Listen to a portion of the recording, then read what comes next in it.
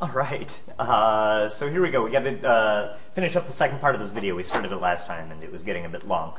So we got to deal with this equilibrium piece, all right? In the last video we talked about how to calculate torque. Now we got to worry about sort of how it affects objects, right? I don't know what that little motion I just did was. All right, so we are going to start with the classic teeter-totter problem, all right?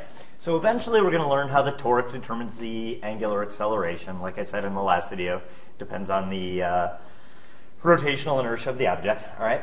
But right now we're going to focus on objects that are in what's called static equilibrium, all right? So static equilibrium is a fancy term for the condition in which an object has a net force of 0, so that it is not accelerating linearly, and a net torque of 0, so that it is not accelerating angularly, all right? So we're going to start, like I said, with the classic teeter-totter example, okay? So it is certainly possible to have a teeter-totter where you've got, two objects, two kids on the teeter-totter, and they may have different masses, but we can still get the teeter-totter to balance, right? And we'll look at demos of this in class, and you're going to do a lab with it. So in this example, we've got a teeter-totter with Sally and Roy on the teeter-totter. The board is 4 meters long, all right? We're going to ignore the mass of the board itself to keep things simple. And we're going to put Sally at one end of the board and then figure out where Roy needs to sit on the other end to get it to balance, okay? So I guess I would say the first thing you want to do is start with a free body diagram, okay? Largely just because usually dealing with forces is simpler than dealing with torques, right? Okay, so let's draw this thing. So here we go. So we've got a board. Pivot point, fulcrum is at the middle, so I'm going to call this my pivot point.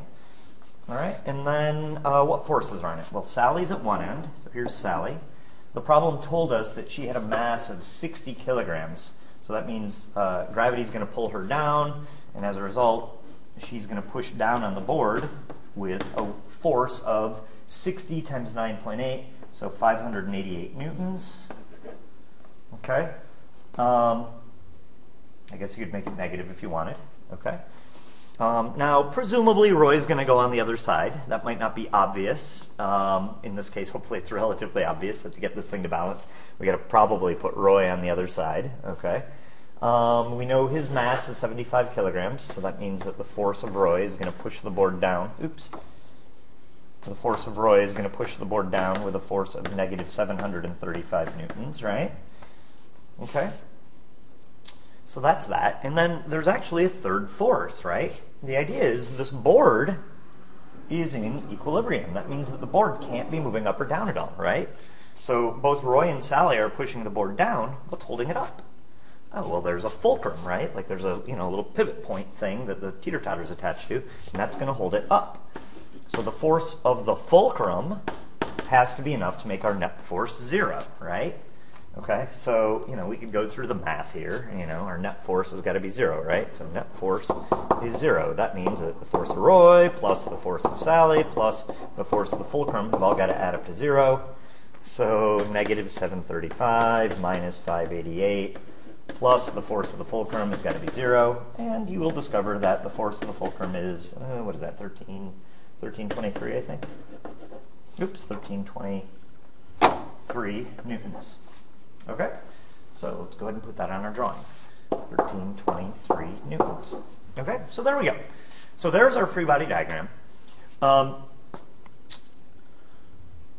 Notice, when you do your free body diagram, none of the distances really matter, right? I guess technically you should put the forces at the points where they're applied.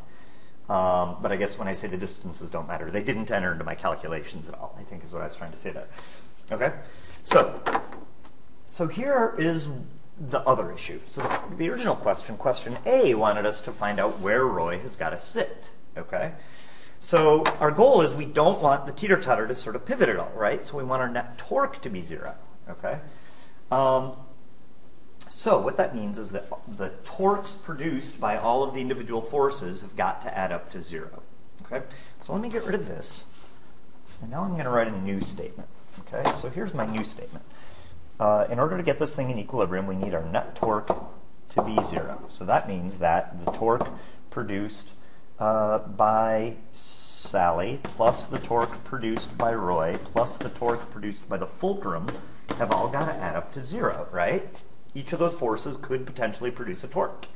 All right, so let's do this one at a time. So first of all, Sally. So we'll do Sally's calculations in green. So here's Sally's force. Her lever arm is the distance from my chosen pivot point out to where her force is applied. So here's my distance for Sally. All right, and the original problem told us that the board was 4 meters long, so that means the distance for Sally is going to be 2 meters, right?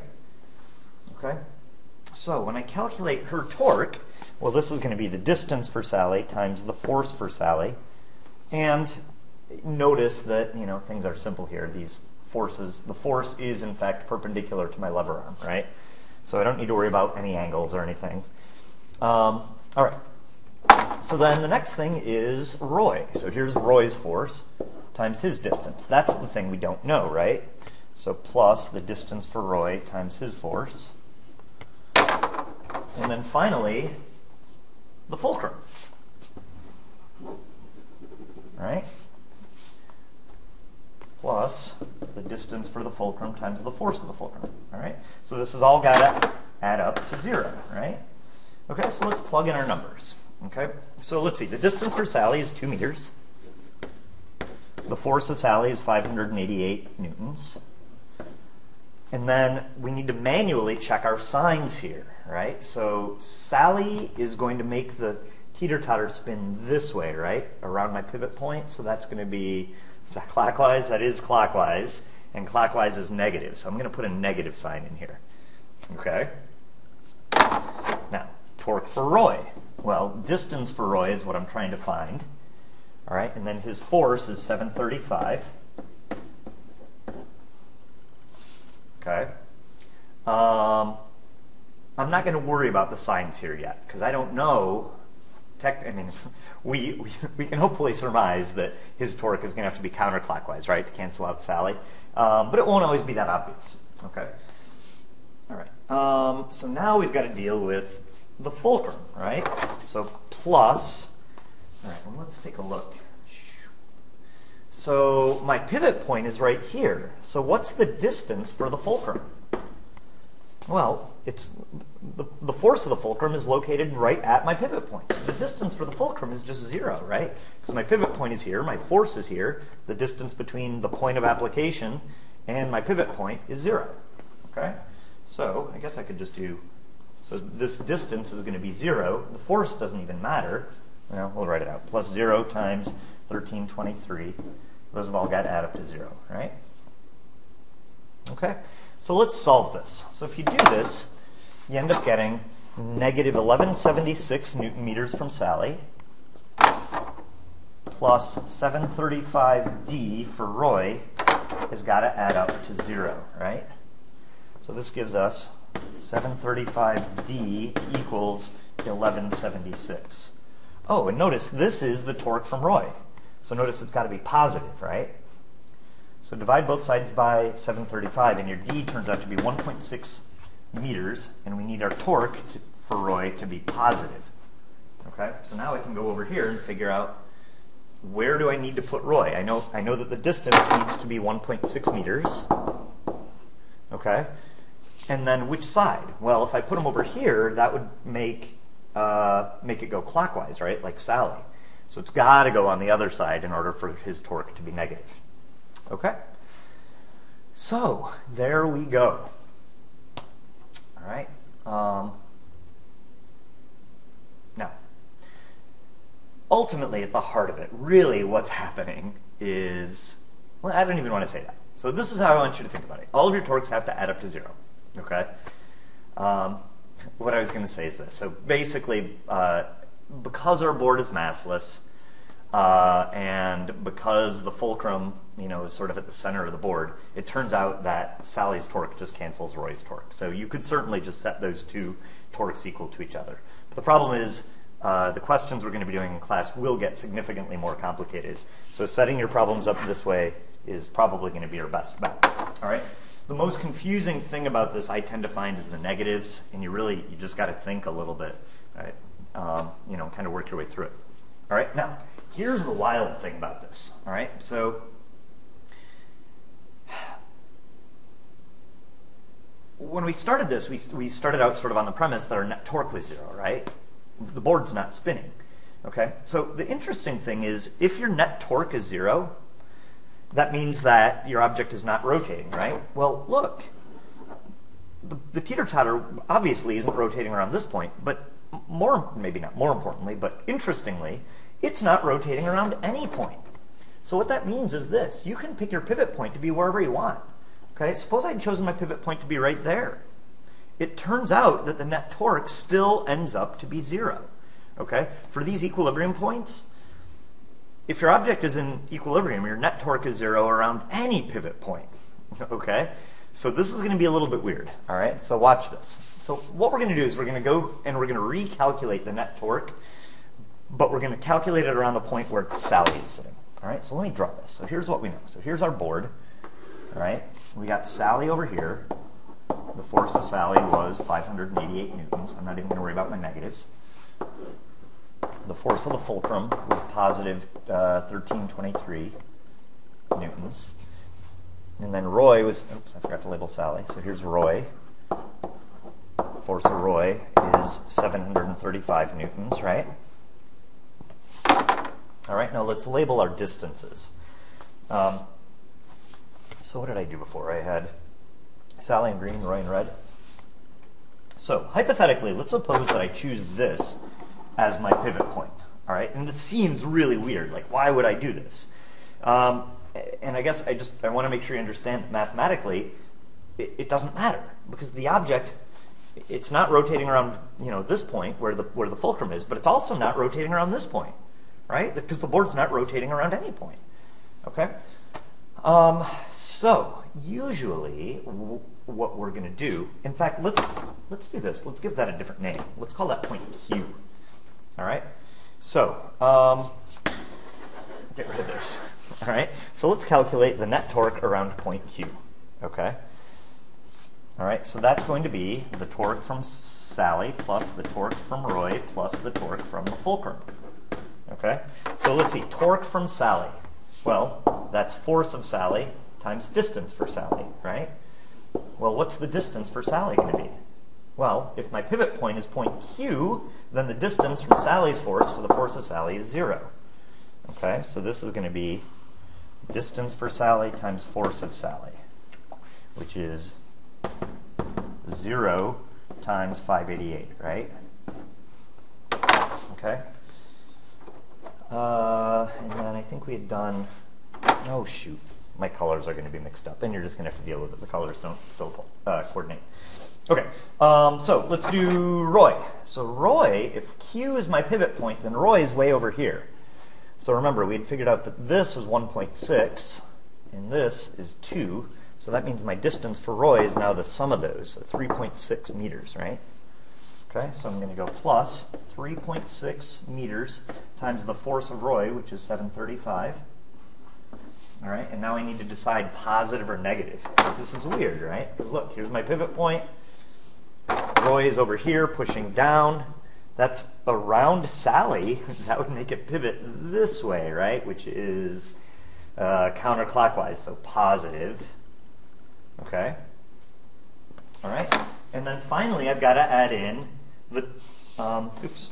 So this was, I just did the distance for Roy times the force of Roy, right? So now the last thing I'm going to do is the distance for the fulcrum times the force of the fulcrum. All right, so here we go, plus, let's see, distance for the fulcrum, let's see. If this is my pivot point, then the fulcrum is 2 meters away, right? Okay, and my force of the fulcrum is 1323. So distance for the fulcrum is 2 meters, force of the fulcrum is 1323. Okay, newtons. All right. Let's see, positive or negative? Let's see. So the fulcrum is pulling or pushing up, I guess, right? At a distance of 2 meters away, so that's going to cause it to rotate this way, right? Which is what? Clockwise, right? So that's negative. So I got to put a negative sign in down here. All right, and then add it up. All right, so let's see what we get. 0 times 588 is 0. 3.6 times 723, that gives you, if you grab your calculator, you'll find out it gives you 2646. And then, let's see, the fulcrum, this one, the green one, gives you negative 2646. Add it up, and it gives you 0. All right? And so the whole point is that the board, if it's not rotating around any point. So you can pick your pivot point wherever you want. All right? This is super, super important because it allows us a really strong, a really powerful problem-solving strategy. Okay? So I'll show you that in just a second. So before I do, let me kind of walk you through this. So it's going to turn out that there are two different types of equilibrium problems. All right? So the one that we just did was a problem in which we had one unknown force, right? The force from the fulcrum. We didn't know that, and we had to calculate it. And we had an unknown distance, right? We didn't know where Roy was sitting. Okay? So when that happens, what you're going to do is exactly what we just did. You're going to use net force equals 0 to find the unknown force. And then you choose a pivot point wherever you want, set your net torque equals 0, and then solve for the distance. Okay? And you'll find the distance that, you're missing, the distance that force is away from your pivot point. Okay? Now, there's another type of problem. Sometimes you'll have a situation like this, where you've got two unknown forces. Okay? So these ones, this is where we can strategically choose our pivot point. Okay? So when you've got two unknown forces, we can't start with net force, right? Because you'd have two unknown forces. You wouldn't be able to solve for the missing force. All right? So what you're going to do is this. You're going to start with the net torque equation. So you're going to choose a pivot point at the point where one of the unknown forces is applied. Okay, so you've got these two unknown forces. Pick your pivot point to be where one of those unknown forces is. Then you use net torque equals 0 to find the other unknown force. All right? Then, once you've got that other unknown force, then you go back and use net force equals 0 to find the first one. Okay? So, probably easiest to show you by doing an example. All right? So here we go. We've got this setup here. We got, a little kid here on a board, and the mom and the dad are holding the board. All right. So again, for simplicity, we're going to assume the board is massless. The problem tells us that it's 5 meters long, okay, and the kid is 40 kilograms. All right. And then if you can't read it, this says 3/4 of L over 4. So this is a quarter of 5 meters, so that's 1.25 meters. And then this is, what would that be, 3.75 meters? Okay. All right, so let's make ourselves a free body diagram. All right, so here's the board. All right, and we've got two forces. We've got force number 1 from the mom, force number 2 from the dad, and then the kid is sitting here. What did I say his mass was? I don't remember. 40 kilograms. So the force from the kid is going to be 40 times 9.8, so 392 newtons. All right, and then here I know all of my distances, right? So I know that this distance here is 1.25 meters, and I know that this distance here is 3.75 meters for a total of 5, right? Okay? So, again, it's certainly true that these forces add up to 0, but that doesn't help me any because there's two unknown forces here. I don't know F1 or F2. Okay? So what I'm going to do is this. I'm going to start by solving a net torque equals 0 equation. All right? Sorry, fighting with my board here. All right? So let's choose a pivot point. All right? And so what the instructions here said is this. Choose a pivot point at the point where one of the unknown forces is applied. Okay? So it doesn't really matter which one you do. I'm going to do F1 just because that follows it. So I'm going to choose my pivot point to be here. Right? Again, the idea is this thing it's not rotating, so it doesn't matter what I pick as my pivot point. Okay? And so now what I'm going to do is I'm going to write an equation that says that my net torque around point P is 0. Okay? So I'm going to have net torque around P is 0. That net torque is equal to the torque from force 1 plus the torque from force 2 plus the torque from the kid. Okay? So, all right. So, torque from force 1. That's my distance times my force. But notice, the distance for force 1 is 0. So my torque, number 1, is 0. About this pivot point, this force is providing no torque. Okay? Plus the torque from force 2. So let's see, force 2 is way over here, a distance of 5 meters away, right? Because it's the full length of the board. So 5 meters times the force. Okay? So what you can kind of think about here is what would happen if the dad over here, what would happen if he let go? Well, the board would go blunk this way, right? So the dad must be pushing up to prevent that rotation, right? Okay? All right, and then finally, the torque from the kid, well, he's 3.75 meters away with this force. So let's see. The distance is 3.75 meters. His force is 392 newtons. Okay? So that all has to add up to 0. Now, I skipped something important, which is this. I did not think about my signs. So let's see. The torque from force number 2, the pivot point is here, and he's pulling up, right? So that's counterclockwise. So that one's positive. And the kid is pushing down, so that's what? That's clockwise, right? So that one's negative, okay?